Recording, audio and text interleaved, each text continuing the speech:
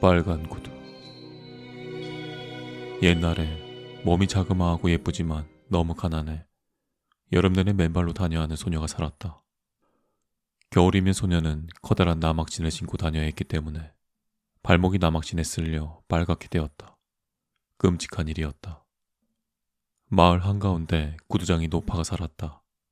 노파는 낡은 붉은 천으로 최선을 다해 작은 구두 한 켤레를 지었다. 소녀에게 주려고 솜씨는 투박할지언정 좋은 마음으로 구두를 만들었다.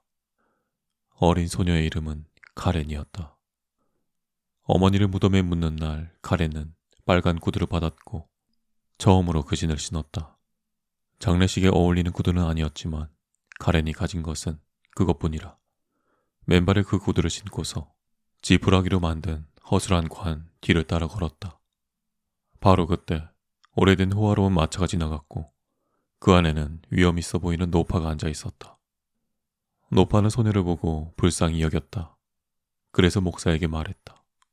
저 어린아이를 내가 보살피면 어떨까요? 잘 대해주겠습니다. 카렌은 이 모든 일이 빨간 구두 덕분이라고 생각했지만 노파는 그 구두가 흉측하다며 불에 태워버려야 한다고 했다. 그런 다음 카렌은 제대로 된 새 옷을 입었다. 카렌은 글쓰기와 바느질을 배웠고 사람들은 카렌에게 예쁘다고 했다. 하지만 거울은 이렇게 말했다. 넌 예쁜 정도가 아니라 아름다워. 어느 날 여왕이 어린 딸인 공주를 데리고 시골을 지나 여행을 왔다. 사람들이 성 주위로 몰려들었고 카렌도 거기에 있었다. 어린 공주는 고운 흰 옷을 입고서 모두가 볼 수 있도록 창가에 서 있었다. 공주에게는 길게 끌리는 옷자락도 없었고 머리에 황금 왕관도 쓰지 않았지만 고급 가죽으로 지은 화려한 빨간 구두를 신고 있었다. 물론 그것은 구두장인 노파가 어린 카렌에게 지어준 것보다 훨씬 더 좋은 것이었다. 빨간 구두 한 켤레만큼 좋은 것은 세상에 없었다. 입교식을 치를 나이가 되자 카렌은 새 옷을 받았고 새 구두도 받게 되었다. 시내의 부유한 구두장이가 카렌의 작은 발 치수를 쟀다. 가게는 바로 구두장이의 집이었고 거실의 커다란 유리 진열장에는 근사한 구두와 눈부신 부츠가 진열되어 있었다. 그 안에 든 모든 것이 눈길을 끌었지만 노파는 눈이 어두워 진열되어 있는 것에서 아무런 즐거움을 느끼지 못했다. 여러 구두 가운데 공주가 신는 것과 똑같은 빨간 구두가 한 켤레 있었다. 아름다운 구두였다. 구두장이는 카렌에게 백작의 딸을 위해 그 구두를 만들었지만 치수가 맞지 않았다고 했다. 에나멜 가죽으로 만든 것이 분명하군. 노파가 말했다. 얼마나 반짝이는지 보려무나. 네, 반짝이네요. 카렌이 말했다. 그리고 구두가 카렌 발에 꼭 맞았기 때문에 노파는 그것을 사주었지만 빨간색인지는 전혀 알지 못했다. 만일 알았다면 노파는 세례식에서 카렌이 그 구두를 신도록 허락하지 않았을 것이다. 카렌이 교회의 통로를 지나 성가대석으로 향하자 모두가 카렌의 발을 쳐다보았다.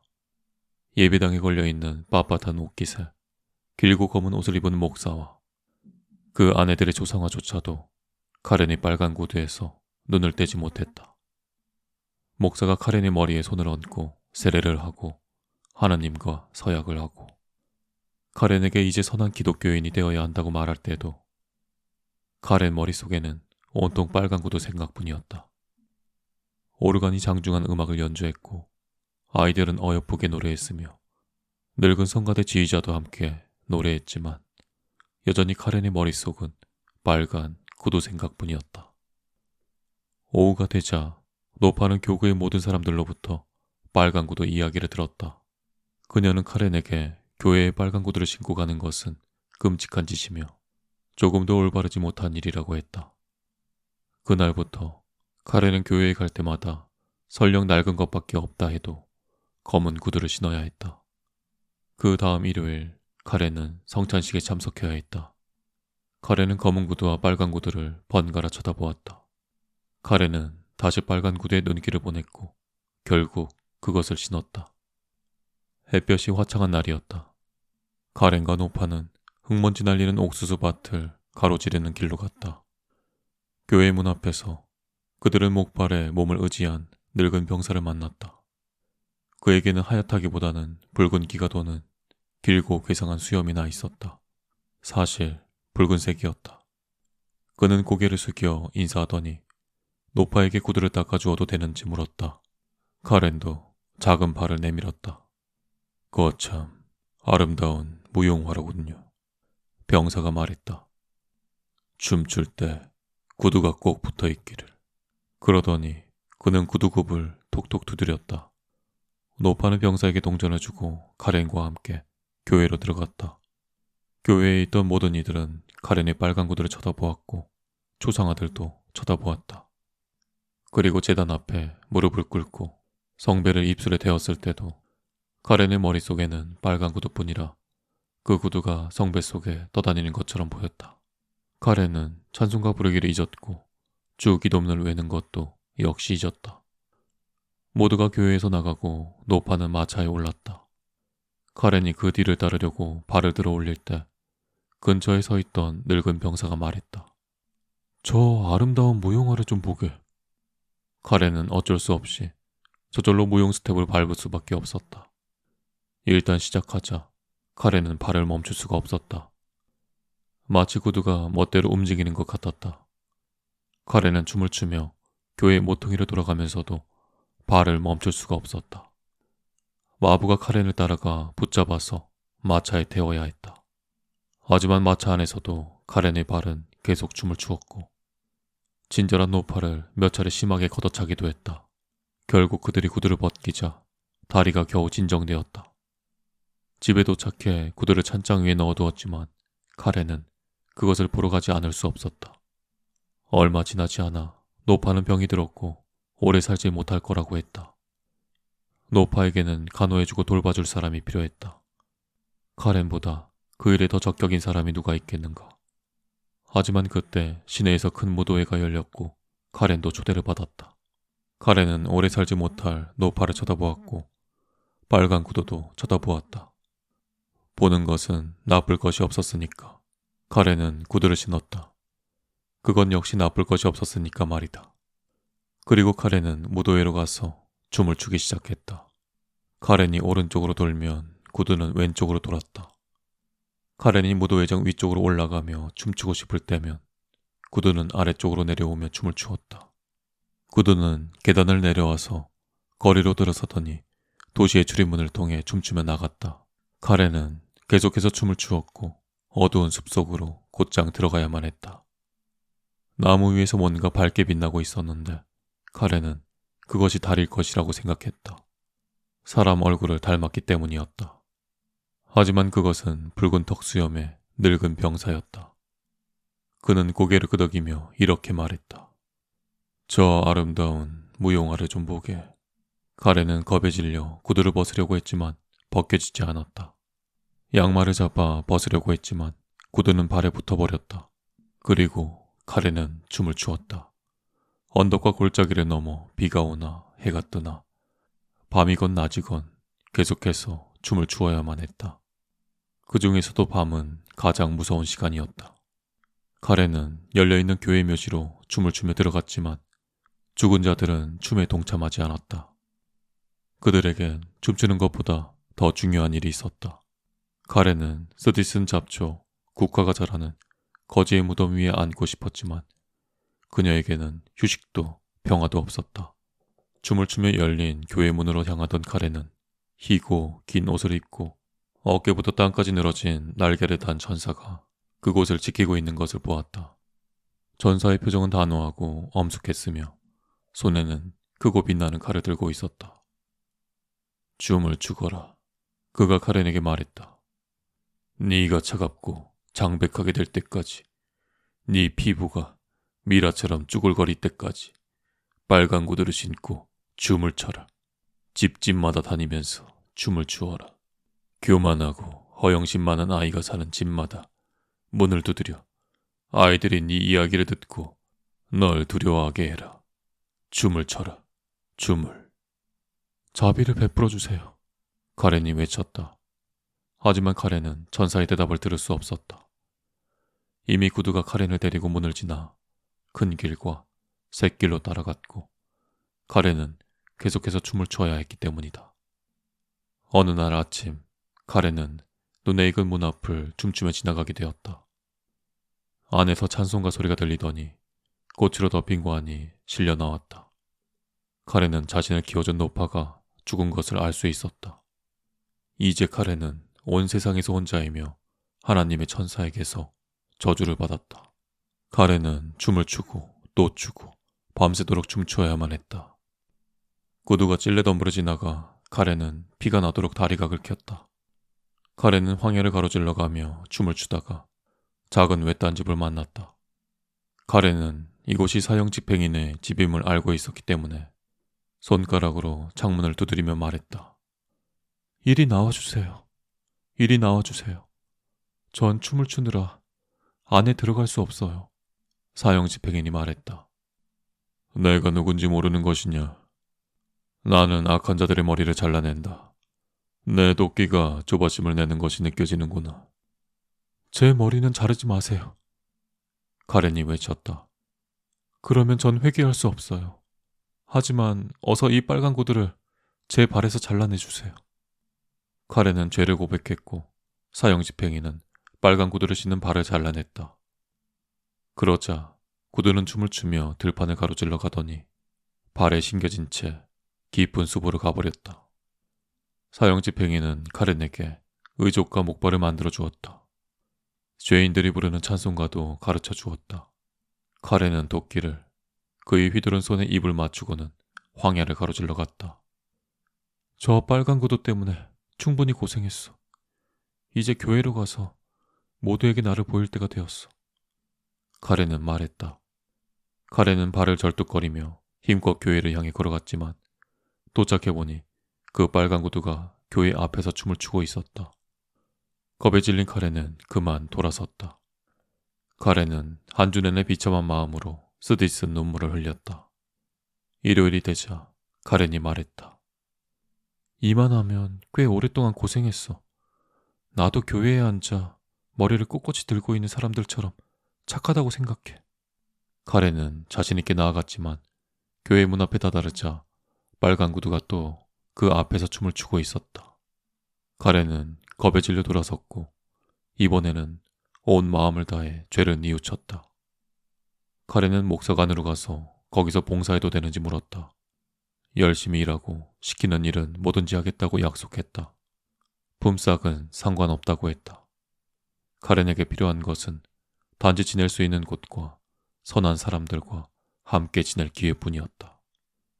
목사의 아내는 카렌을 불쌍히 여겨 그곳에서 일하도록 했다. 카렌은 사려 깊게 행동했고 열심히 일했다. 저녁이면 조용히 앉아 목사가 읽어주는 성경을 들었다. 아이들은 모두 카렌을 좋아했지만 그들이 여왕처럼 아름답게 주름치장과 장식이 예쁜 옷을 차려입는 이야기를 할 때마다 카렌은 고개를 젓곤 했다. 다음 주 일요일 그들은 모두 교회로 가면서 카렌에게도 같이 가고 싶은지 물었다. 슬픔에 잠겨 목발을 바라보는 카렌의 눈에 눈물이 차올랐다. 다른 이들은 신의 말씀을 들으러 간 사이 카렌은 침대와 의자 하나가 겨우 들어가는 작고 외딴 방으로 들어갔다. 카렌은 찬송가를 들고 앉아 바람결에 교회의 오르간 소리가 들려올 때면 성실하게 그것을 읽었다. 카렌은 눈물에 젖은 얼굴을 들고 이렇게 말했다. 도와주세요, 하나님. 태양이 밝게 빛나기 시작했고 흰 옷을 입은 천사, 그러니까 카렌이 지난밤에 교회 문 앞에 보았던 그 천사가 앞에 나타났다. 전에는 날카로운 검을 들고 있던 손에 이번에는 장미꽃이 주렁주렁 달린 아름다운 나뭇가지가 들려 있었다. 그가 나뭇가지로 천장을 건드리자 천장이 하늘 높이 솟아올랐다. 그곳에는 황금별이 반짝이고 있었다. 그리고 그가 벽을 건드리자 벽이 밖으로 점점 멀어져 갔다. 카렌은 오르간을 바라보며 그 소리를 들었다. 카렌은 목사들과 그 아내들의 초상화를 보았다. 신도들은 조각으로 장식한 신도석에 앉아 찬송가를 부르고 있었다. 교회 전체가 좁은 방에 앉아있는 가련한 소녀를 위해 찾아왔다. 아니면 소녀가 교회로 간 것일지도 모른다. 소녀는 교구의 다른 신도들과 함께 앉아 있었다. 찬송가가 끝나자 그들은 고개를 들고 카렌 쪽을 향해 고개를 끄덕이며 말했다. 잘 왔구나, 카렌. 신의 은총으로 왔어요. 카렌이 대답했다. 오르간 소리가 점점 더 높아졌고 성가대석의 아이들은 소리 높여 부드럽고 아름답게 노래했다. 창문을 통해 밝고 따뜻한 햇볕이 카렌이 앉아있는 자리로 흘러들어갔다. 카렌이 가슴이 햇빛과 평화, 기쁨으로 터질 듯이 차올랐다. 카렌의 영혼은 햇살을 타고 신에게로 갔고 그곳에 그 누구도 빨간 구두에 관해 묻지 않았다. 그림자. 더운 나라에 가면 정말로 햇볕에 그을릴 수 있다. 사람들은 마호가니처럼 갈색으로 변할 수 있고 가장 더운 나라에서는 새까맣게 탈 수도 있다. 어느 날 한 학자가 추운 나라에서 적당히 더운 나라로 여행을 갔다. 그는 자기 나라에서 그랬던 것처럼 볼일을 보러 돌아다닐 수 있을 거라고 생각했지만 이내 그렇지 않다는 것을 알게 되었다. 분별 있는 다른 모든 사람들과 마찬가지로 그는 실내에서 지내야 했다. 하루 종일 덧창을 내리고 문을 닫아두었다. 마치 모두 아직 자고 있거나 집에 없는 것 같았다. 그 남자가 지내던 좁다란 거리에는 높다란 건물들이 늘어서 있었고 아침부터 저녁까지 햇볕이 쏟아져 들어오도록 배치되어 있었다. 정말이지 견딜 수 없는 일이었다. 추운 나라에서 온 학자, 젊고 현명한 그는 활활 타오르는 화덕 안에 앉아있는 것만 같았다. 그 때문에 그는 지쳐갔다. 그는 꽤 수척해졌고 그림자조차도 줄어들기 시작해 원래보다 훨씬 작아졌다. 태양은 그림자에게도 피해를 주었다. 해가 지고 저녁 때가 되어서야 그와 그의 그림자는 되살아났다. 길거리에 늘어서 있는 발코니로 사람들이 나왔다. 더운 나라에는 창문마다 발코니가 달려 있었다. 피부가 마호가니색으로 변하는데 익숙하다 하더라도 그들도 신선한 공기를 마셔야 하기 때문이다. 위층, 아래층 모든 것이 활기를 띠게 되었다. 구두장이와 양복장이들 그 밖의 모두가 거리로 나왔다. 탁자와 의자들이 나왔고 촛불이 밝혀졌다. 1000개가 넘는 촛불이 타고 있었다. 한 사람이 이야기를 하면 다른 사람이 노래를 했다. 거리에서는 사람들이 걷고 마차가 달리고 당나귀들이 목에 건 종을 땡그랑거리며 터벅터벅 걸어갔다. 죽은 자들을 묻을 때면 찬송가를 불렀다. 개구쟁이들이 불꽃놀이를 했다. 교회종이 울리고 있었다. 아, 그렇다. 그 거리에는 활기가 넘쳤다. 단 한 집만이 고요했다. 학자가 살던 집 바로 맞은편에 있는 집이었다. 발코니에서 꽃이 자라고 있는 것을 보면 누군가 살고 있는 것은 분명했다. 뜨거운 태양 아래서도 꽃들은 잘 자라고 있었으니 물을 줄 사람이 없다면 어떻게 그럴 수 있겠는가. 누군가 물을 주고 있음이 분명하니 그 집에는 사람들이 있었을 것이다. 실제로 건너편 집 문이 매일 저녁 조금 열려 있었지만 안은 캄캄했다. 적어도 현관과 거실은 그랬다. 집 안쪽 더 깊숙한 곳에서는 음악 소리가 들려왔다. 이방인 학자는 음악이 상당히 멋지다고 생각했지만 그 모든 것이 다 상상뿐일 수도 있었다. 그는 더운 나라에서는 태양만 빼고 모든 것이 근사하다고 여겨졌기 때문이다. 집주인은 길 건너 집 세입자가 누군지 모른다고 했다. 아무도 거기에 살지 않는 것 같고 음악에 대해서는 아주 끔찍하다고 했다. 누군가 능력이 안 맞는 곡을 연습하는 것 같아요. 늘 똑같은 곡이죠. 곧 제대로 연주할 수 있을 거야. 본인은 이렇게 다짐하고 있을지 모르지만 아무리 열심히 해도 안 되는 거죠. 이방인 학자는 한밤중에 잠에서 깨기도 했다. 그는 열린 발코니 문 바로 옆에서 잤는데 바람이 불어와 커튼이 흔들릴 때 이웃의 발코니에서 기이하고 은은한 불빛이 보이는 것 같았다. 꽃들은 매우 아름다운 색채를 띤 불꽃처럼 빛나고 있었다. 꽃 한가운데는 몸매가 가늘고 매혹적인 아가씨가 서 있었는데 그녀도 빛을 바라는 것 같았다. 그는 빛이 너무 밝아 눈이 부셨지만 그건 그가 방금 잠에서 깨어 갑자기 몸을 일으키고 눈을 휘둥그렇게 떴기 때문이다. 그는 침대에서 튀어나가 소리 없이 커튼 틈 사이로 밖을 내다보았지만 아가씨는 이미 사라졌고 불빛도 마찬가지였다.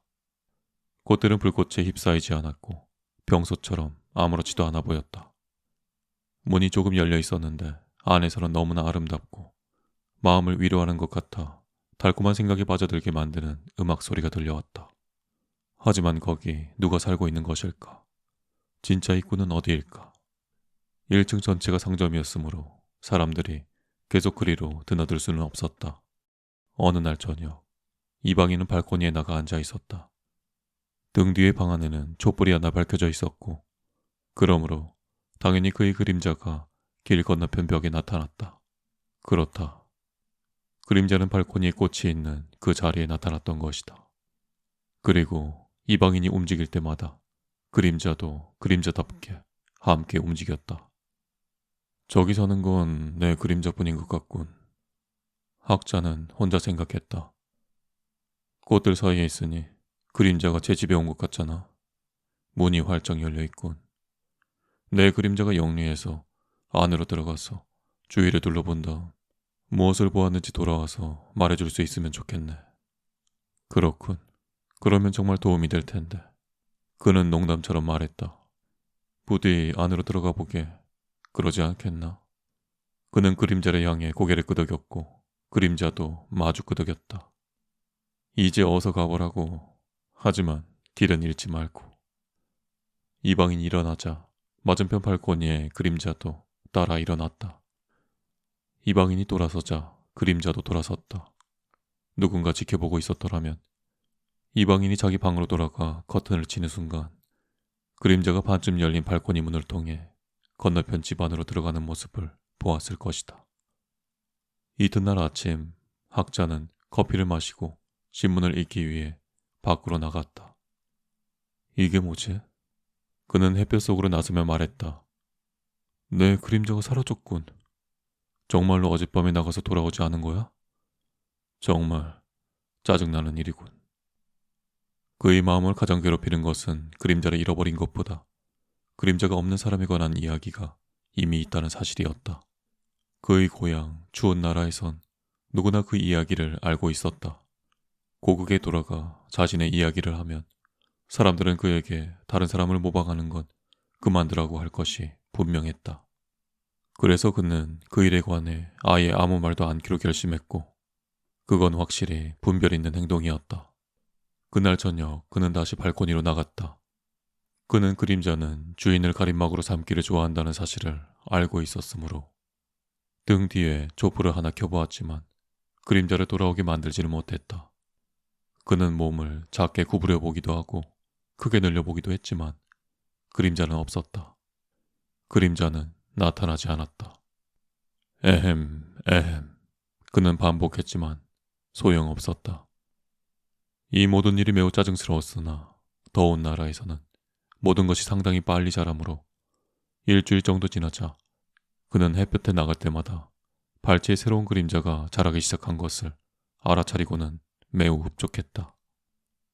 뿌리가 남아있었던 것이 분명했다. 3주가 지나자 그는 쓸만한 그림자를 갖게 되었고 북쪽으로 돌아가자 그 그림자는 점점 길어지더니 너무 커져서 절반만 되어도 충분한 정도의 크기가 되었다. 학자는 고국으로 돌아왔다. 그는 세상에서 진실하고 선하고 아름다운 것에 관해 책을 썼다.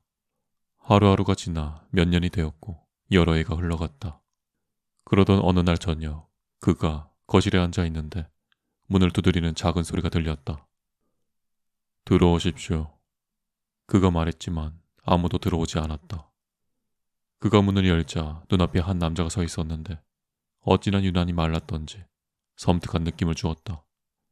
하지만 손님은 흠잡을 데 없이 옷을 차려입었고 품이 있는 사람이 분명해 보였다. 실례지만 누구신지 여쭈어도 되겠습니까?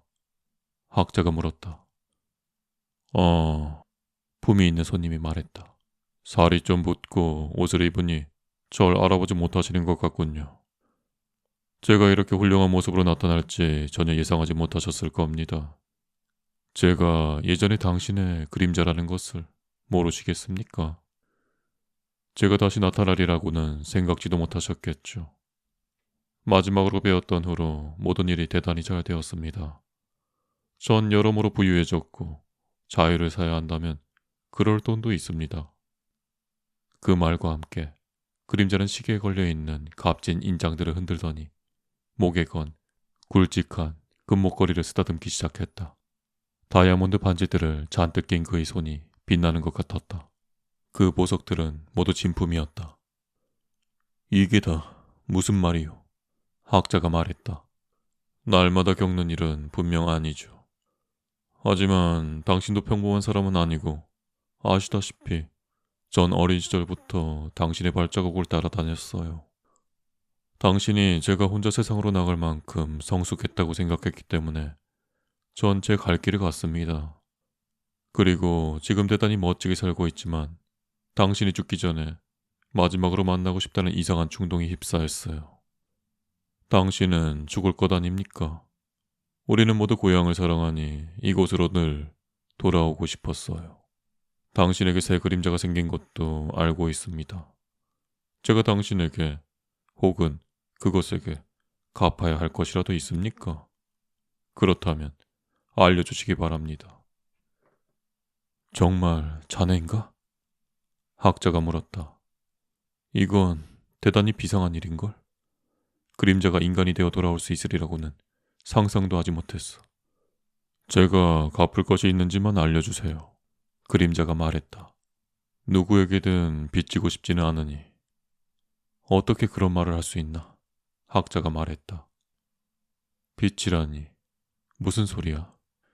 자네는 다른 모든 사람들처럼 자유일세. 자네가 성공했다니 기쁠 뿐이야. 안게, 옛 친구요. 그리고 그간의 사연과 그 더운 나라 건너편 집에서 본 것을 이야기해주게. 그건 모두 이야기해드리죠. 그림자가 앉으며 말했다. 하지만 시내에서 우리가 마주친다면 제가 예전에 그림자였다는 사실을 아무에게도 말하지 않겠다고 약속해 주셔야 합니다. 전 약혼을 생각 중이고 일가족과 그 이상을 부양할 만큼 부유합니다. 걱정 말게. 학자가 말했다. 자네가 사실 누군지 아무에게도 말하지 않겠네. 그런 뜻으로 악수하세. 약속하네. 하는 말을 보면 그 사람 됨됨이를 알 수 있지. 그렇죠. 하는 말을 보면 그 그림자의 됨됨이를 알 수 있죠. 그림자는 이렇게 대답할 수밖에 없었다. 그림자가 얼마나 인간적으로 변했는지 정말이지 놀라운 일이었다. 그것은 최고급 옷감으로 지은 검은 옷을 차려입었고 챙과 정수리만 남을 때까지 완벽하게 납작해지도록 접을 수 있는 중산모를 썼으며 에나멜 구두를 신고 있었다. 우리가 이미 본 인장 반지와 금목걸이, 다이아몬드 반지들은 물론이고 말이다. 그렇다. 그림자의 옷차림은 정말로 대단했으며 그래서 그렇게 인간처럼 보였던 것이다. 말씀드리죠. 그림자는 학자의 발치에 푸들 강아지처럼 엎드려 있던 새 그림자의 소매자락을 새로 산 에나멜 구두로 힘껏 밟아 누르며 말했다. 이것은 교만일 수도 있었지만 어쩌면 새로운 그림자를 자기 발에 붙이려는 것일지도 몰랐다.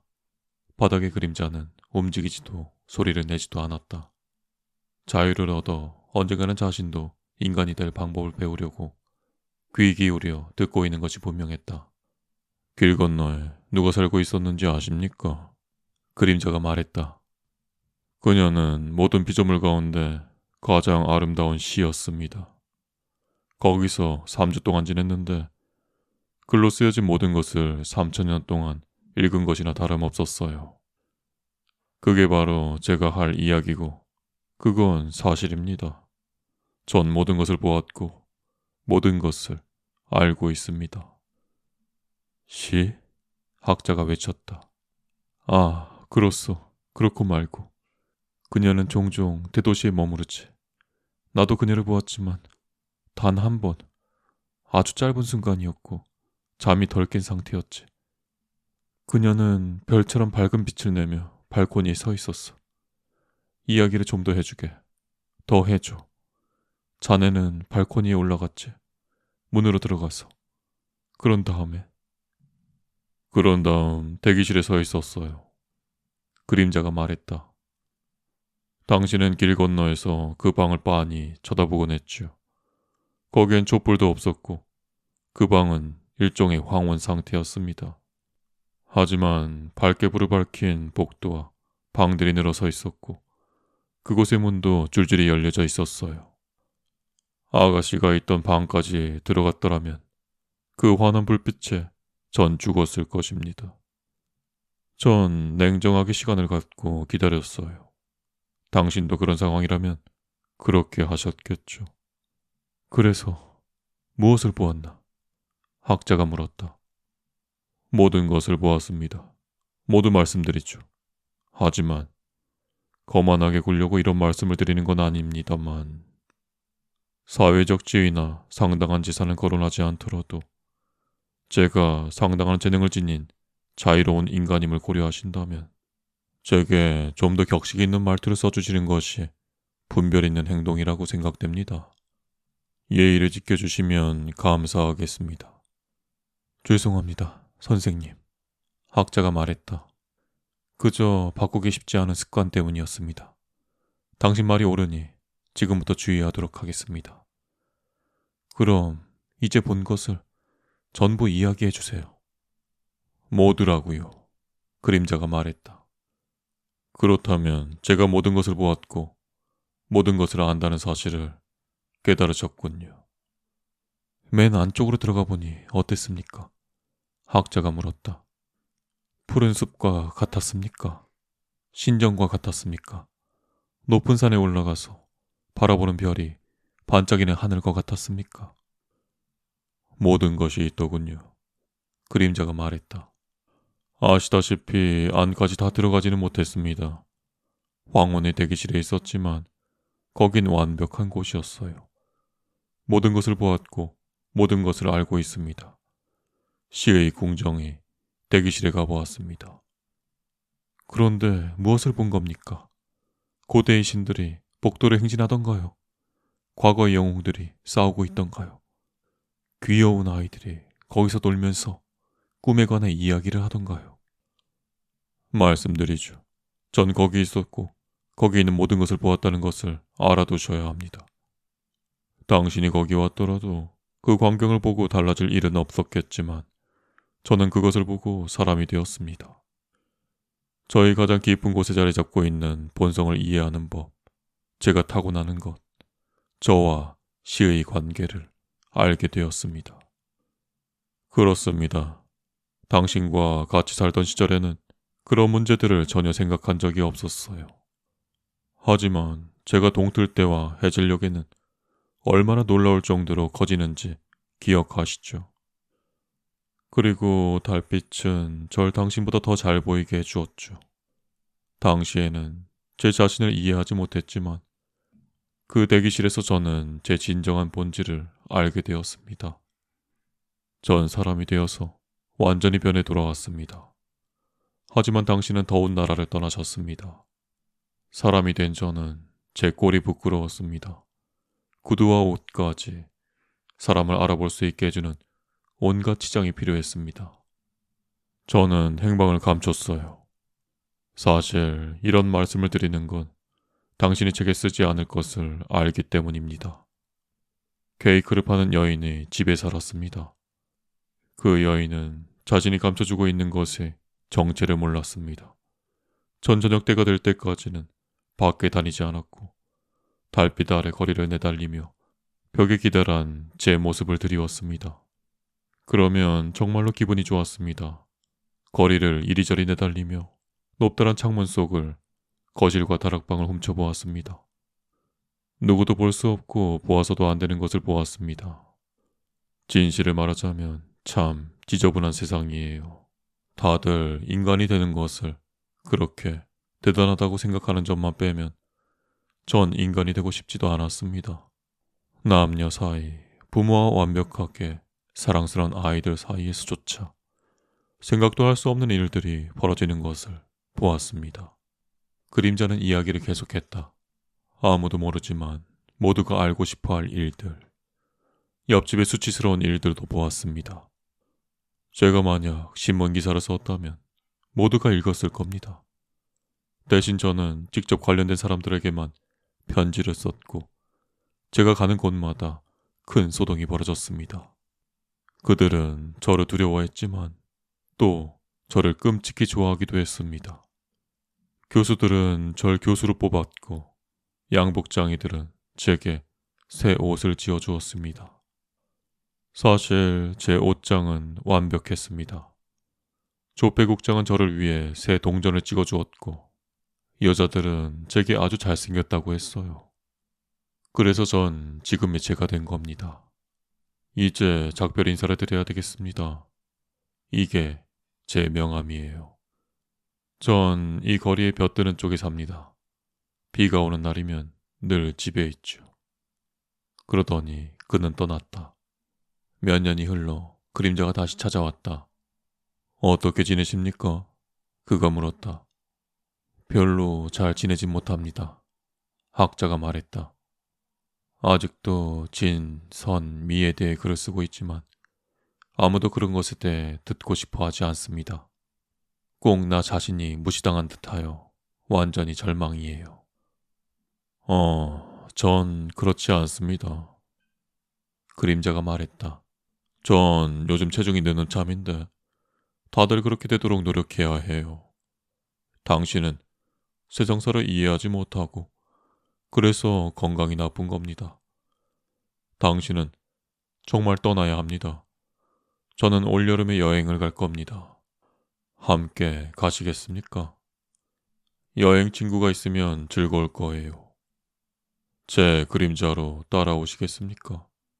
당신이 동행한다면 큰 기쁨이 될 테고 비용은 제가 모두 부담하겠습니다. 그건 너무 지나칩니다. 학자가 말했다. 모든 게 보기 나름이에요. 그림자가 말했다. 여행을 하면 아주 좋을 겁니다. 만약 제 그림자가 되어주겠다고 약속한다면 비용은 하나도 들지 않을 겁니다. 이건 좀 지나치군요. 학자가 말했다. 하지만 세상이 그렇습니다. 앞으로도 언제나 그럴 테죠. 그러더니 그는 떠났다. 학자의 사정은 전혀 좋아지지 않았다. 불행과 온갖 말썽이 그를 괴롭혔고 그가 진선미에 대해 하려는 말은 대부분의 사람들에게는 소기의 경읽기나 다름없었다. 결국 그는 건강이 매우 악화되었다. 자네 모습이 마치 그림자 같군. 사람들이 이렇게 말하면 학자는 그 생각에 떨곤 했다. 반드시 온천에 가서 지내야 합니다. 그림자가 다시 찾아와 이렇게 말했다. 이건 선택의 문제가 아닙니다. 예정을 생각해 모시고 가겠습니다.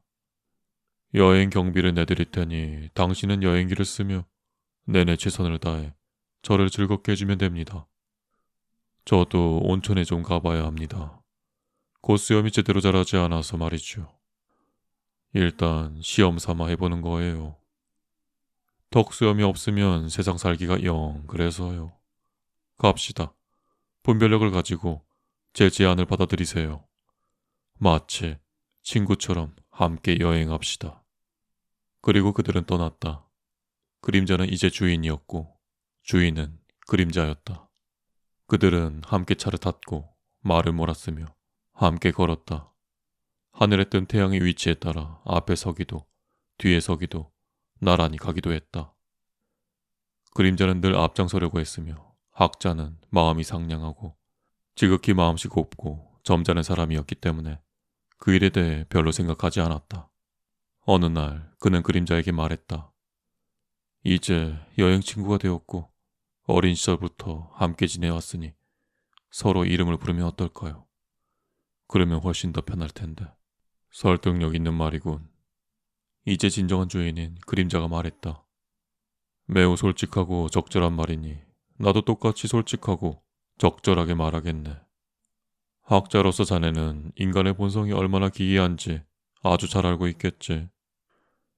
어떤 이들은 회색 종이를 만지면 속이 메스꺼워져 그럴 수가 없네. 다른 이들은 손톱으로 창틀 긁는 소리를 견디지 못하고 나로 말할 것 같으면 자네가 나를 이름으로 부른다고 생각하니 메스꺼운 느낌이 드네. 예전에 자네의 그림자로 있었을 때처럼 땅바닥에 들러붙어 있는 느낌이네. 자네도 알다시피 이건 느낌일 뿐이야. 교만과는 아무런 상관도 없네. 그저 자네가 나를 이름으로 부르게 할 수는 없겠네. 하지만 절충해서 자네 이름을 부르는 건 환영이네. 그리고 그때부터 그림자는 예전 주인을 이름으로 불렀다.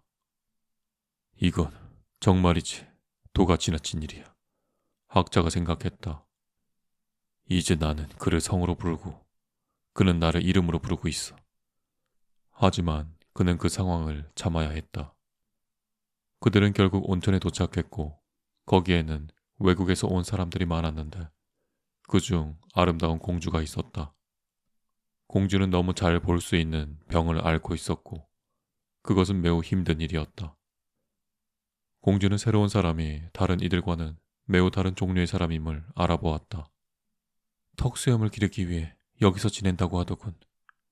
하지만 진짜 이유가 내겐 빤히 보여. 그림자가 없어서 그래.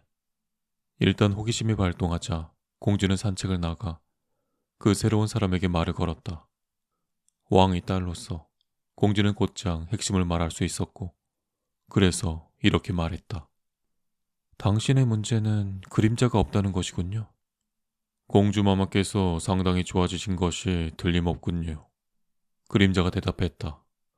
마마께서 너무 지나치게 또렷이 보시는 증세를 겪고 계신다고 알고 있습니다. 하지만 이제 마마께서는 나아지셔서 거의 완쾌하셨군요. 사실 제겐 아주 특이한 그림자가 있습니다. 늘 제 옆에 있는 친구가 보이십니까? 다른 사람들에겐 평범한 그림자가 있지만 저는 평범한 것을 좋아하지 않습니다. 어떤 이들은 하인에게 자신이 입는 것보다 더 고급 옷가지를 주기도 합니다. 그런 마음으로 저는 그림자를 사람으로 꾸몄습니다. 보시다시피 그림자의 그림자까지 장착시켜 주었습니다. 네, 아주 값비싼 것이지만 남다른 것을 갖는다는 건 그럴 만한 가치가 있으니까요. 뭐? 공주가 속으로 생각했다. 내가 회복되었다는 것이 사실일까? 이곳이 최고의 온천이기도 하고 요즘에는 물에 놀라운 효험이 있다고들 하지. 하지만 지금 떠날 생각은 없어. 여기가 막 흥미로워지기 시작했으니까. 저 이방인이 마음에 들어. 저 사람이 떠나지 않게 턱수염이 자라지 않았으면 좋겠다. 그날 저녁 공주와 그림자는 대연회장에서 춤을 추었다. 공주의 발놀림은 가벼웠지만 그림자는 훨씬 더 가벼웠다. 공주가 상대와 그렇게 춤을 춘 것은 처음이었다. 그녀는 그에게 자신의 나라 이름을 가르쳐 주었고 그는 그곳을 잘 알고 있었다. 그는 그곳에서 지낸 적이 있었지만 공주가 외유 중인 때였다. 그는 높고 낮은 창문을 모두 들여다보았다. 그리고 이것저것 모두 보았다. 그래서 그는 공주와 쉽게 이야기를 나누며 그녀를 깜짝 놀랄 만한 말들을 들려주었다. 공주는 그가 세상에서 가장 현명한 사람임이 분명하다고 믿게 되었다. 그의 지식은 공주에게 깊은 감명을 주었으며 두 사람이 다시 춤을 추기 시작하자 공주는 그에게 반하고 말았다. 공주가 그를 뚫어져라 바라보고 있었으므로 그림자는 이를 알 수 있었다. 그래서 그들은 다시 춤을 추었고 공주는 그에게 고백할 뻔했지만 망설였다. 공주는 다스려야 하는 모든 백성뿐만 아니라 나라와 왕위를 생각해야 했기 때문이다. 그이는 현명한 사람이야. 공주가 속으로 생각했다. 그래서 참 다행이지. 그이는 춤도 멋지게 추는데 그것도 좋아. 하지만 그이에게 세상사에 대해 깊은 지식이 있는지 궁금해. 그것도 매우 중요하니까. 시험해봐야겠어. 공주는 더욱 어려운 질문들, 자신도 대답할 수 없는 질문들을 하기 시작했다. 그림자는 공주를 이상한 눈으로 쳐다봤다. 제 질문에 대답할 수 없나요? 공주가 물었다. 그런 건 아이들 장난에 불과합니다. 그림자가 말했다. 저 문가에 서 있는 제 그림자도 그런 질문에는 대답할 수 있습니다. 당신의 그림자가요? 공주가 말했다. 그거 참 대단하군요. 확실한 건 아니지만 그림자가 말했다. 대답할 수 있을 거라 믿습니다. 그는 내내 저를 따라다니며 지켜봤으니까요. 그렇습니다.